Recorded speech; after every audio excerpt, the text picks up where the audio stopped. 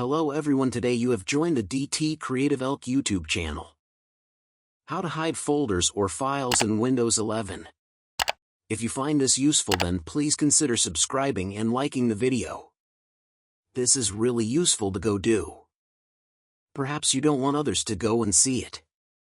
First of all, you need to go and find the file or folder you want to do this with and go and right-click on it, and you want to go and click on Properties. In Properties you can select General at the top, come down to Attributes and select Hidden, then click Apply in the bottom. Like so. You can choose what your private changes to or do it to all of them. Press OK and OK again and you'll see it's now been hidden. So to go and make it visible again, all you need to do is go and open up File Explorer, just go and click on View at the top, hover over Show, and you can then select Hidden Items and it will then be visible again.